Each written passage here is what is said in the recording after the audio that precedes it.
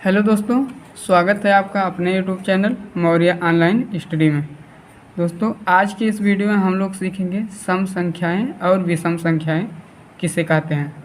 ठीक है, इससे पहले मैंने बेसिक मैथ का 3 वीडियो अपलोड कर चुका हूं। ये हमारा बेसिक मैथ का चौथा वीडियो है। तो अगर आप वो वीडियो ना देखे हो तो डिस्क्रिप्शन में लिंक है, जा करके देख लीजिए। उसके बाद इस वीडियो को देखिए। तो सम संख्या किसे कहते हैं, सबसे पहले हम लोग चालू करेंगे सम संख्या। ठीक है, तो ऐसी संख्याएं जो 2 से पूरा विभाजित हो जाए, मतलब 2 से भाग देने पर पूरा कट जाए एक बार, तो उसको हम सम संख्या कहते हैं।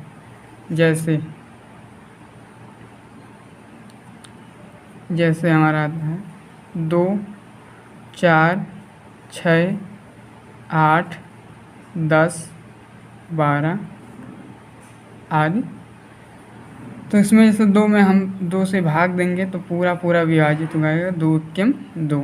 इसमें 4 में 2 से भाग देंगे तो 2 दूना 4, 6 में देंगे 2 तिया 6।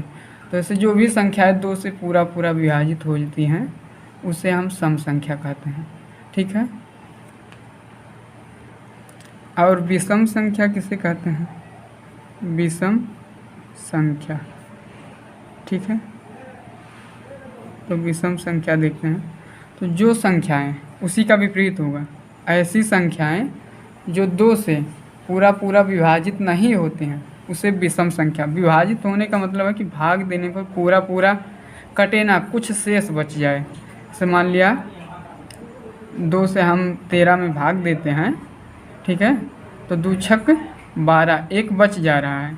तो यही होता है कि पूरा विभाजित नहीं हो रहा है। ठीक, तो इसी संख्या को, ऐसी संख्या जो 2 से पूरा विभाजित नहीं होती हैं उसे हम विषम संख्या कहते हैं। ठीक है, जैसे आ गया हमारा 3, 5, 7, 9, 11, 13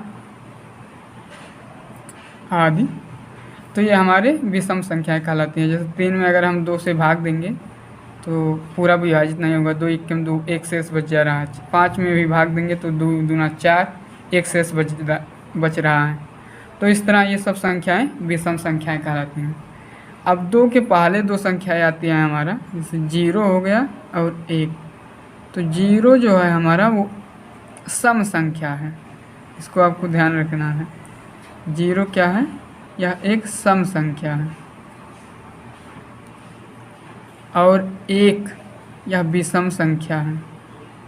क्या है, विषम संख्या है।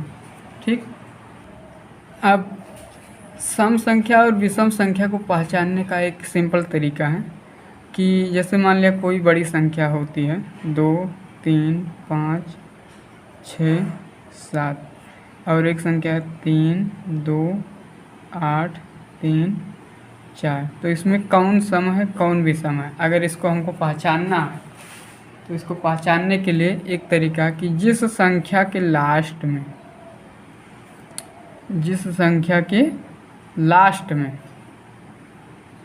0,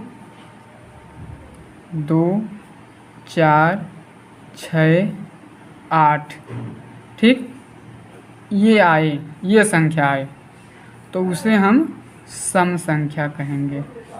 उसे क्या कहेंगे, सम संख्या। ठीक, और जिस संख्या के लास्ट में 1, 3, 5, 7, 9 आता है उसे हम कहते हैं विषम संख्या। क्या कहते हैं, विषम संख्या। ठीक है, तो ये रहा हमारा सम संख्या और विषम संख्या को पहचानने का तरीका।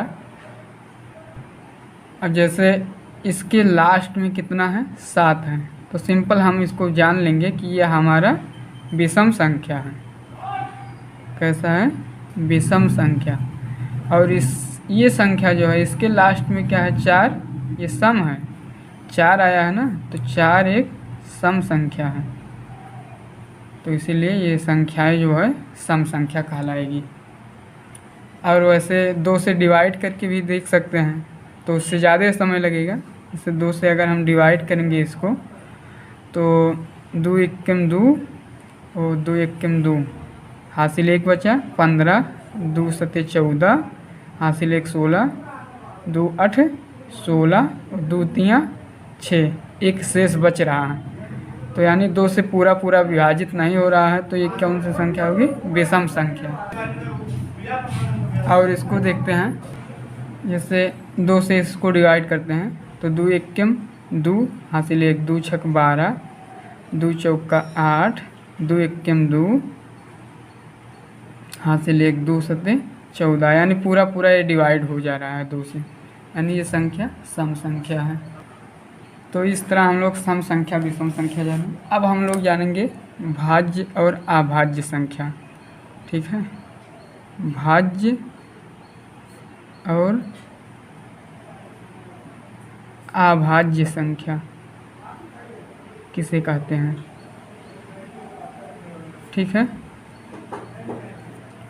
तो भाज्य संख्याएं सबसे पहले देखेंगे। जो संख्याएं एक व स्वयं के अतिरिक्त, स्वयं मतलब जैसे 2 है तो 2, 3 है तो 3, स्वयं के अतिरिक्त अन्य संख्याओं से विभाजित होती हैं, उसे हम भाज्य संख्या कहते हैं। जैसे 14 है, 14 को 1 से तो डिवाइड होगा और 14 से भी डिवाइड होगा। ठीक, 14 एकम 14। अब इसके अतिरिक्त किसी अन्य संख्या से भी अगर पूरा पूरा विभाजित होता है तो ये संख्या भाज्य संख्या होगी। जैसे 14 है, या 2 से भी विभाजित हो रहा है, 2 सते 14, यानी ये भाज्य संख्या है एक 14। इसी तरह कई संख्याएं हैं जो एक व स्वयं के अतिरिक्त अन्य संख्याओं से भी विभाजित होती हैं, तो वे संख्याएं भाज्य संख्याएं कहलाती हैं।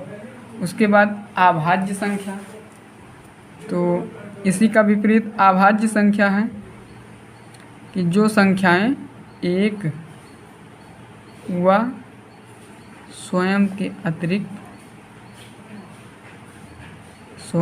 अतिरिक्त किसी अन्य संख्या से विभाजित नहीं होती हैं, उसे अभाज्य संख्या कहते हैं। जैसे हमारा मान लिया 11 है। ठीक, तो 11 को 1 से विभाजित कर सकते हैं, 1 और 11 से विभाजित कर सकते हैं। 1 और स्वयं से तो विभाजित हो रहा है, लेकिन अन्य किसी संख्या से अगर 11 को हम विभाजित करें तो पूरा पूरा विभाजित नहीं होगी। जैसे 2 से 2 पंचे 10, 3 से 3 53 और 3 चौका 12 हो जा रहा है। तो इस तरह 11 किसी से भी विभाजित नहीं होती, तो यह अभाज्य संख्या कहलाती है। इसी तरह कई अभाज्य संख्याएं हैं। तो भाज्य संख्याओं की श्रेणी कुछ है। जैसे भाज्य संख्या,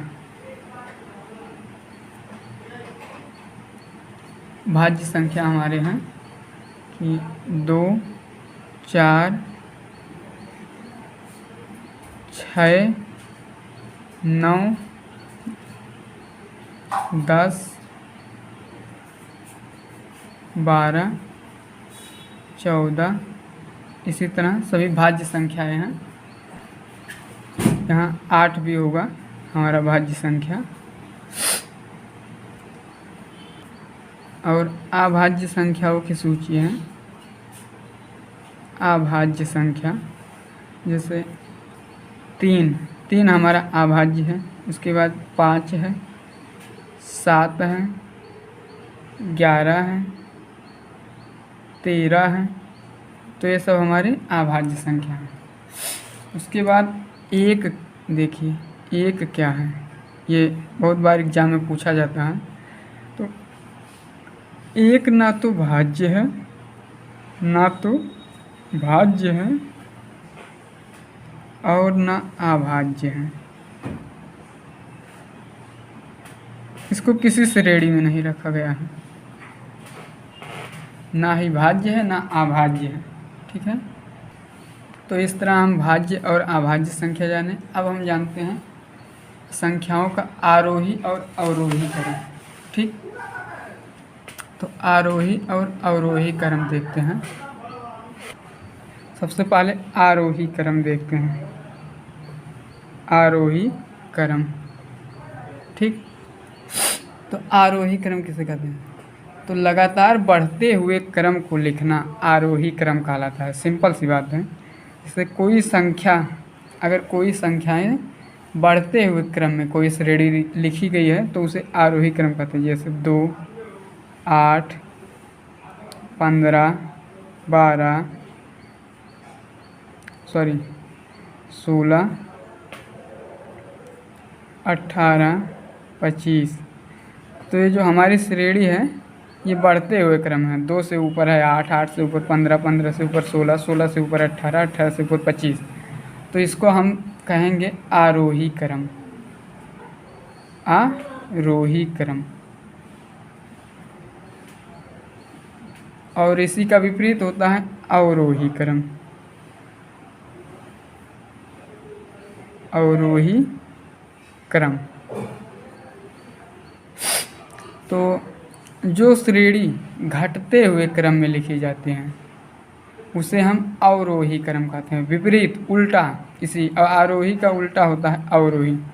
जैसे मान लिया है 25, 17, 13, 10, 5, 3। तो ये जो हमारी श्रेणी बनी ये अवरोही श्रेणी है, अवरोही क्रम में लिखा गया है। जैसे 25 से छोटा है 17, 17 से छोटा 13, 13 से छोटा है 10, 10 से छोटा है 5, 5 से छोटा है 3।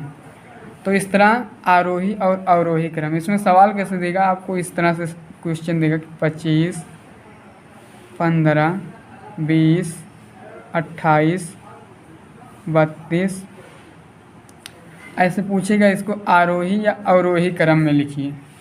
तो इसको आरोही क्रम में लिखने के लिए सबसे पहले बड़ी संख्या, उसके बाद उससे छोटी, उसके बाद उससे छोटी, इस तरह लिखेंगे।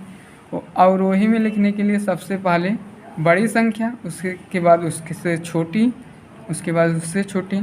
तो इसका आरोही क्रम होगा बढ़ता हुआ क्रम। जैसे सबसे छोटा इसमें क्या है? 15। तो सबसे पहले हम 15 लिखेंगे, उसके बाद है 20, बाद 20 लिखेंगे, उसके बाद है 25, उसके बाद 25 लिखेंगे, उसके बाद है 28, उसके बाद 28 लिखेंगे, उसके बाद है 32। तो हम 32 लिखेंगे। तो ये इस संख्या का आरोही क्रम हो गया। इसी तरह अवरोही क्रम भी होता है। तो ये था आरोही और अवरोही क्रम। तो आज की वीडियो में बस इतना ही। मिलते हैं अगले वीडियो में। अगर वीडियो पसंद आया हो तो वीडियो को लाइक और शेयर करिए और चैनल को सब्सक्राइब करिए ताकि मैं जो भी वीडियो अपलोड करूँ उसका नोटिफिकेशन आपको मिले। धन्यवाद।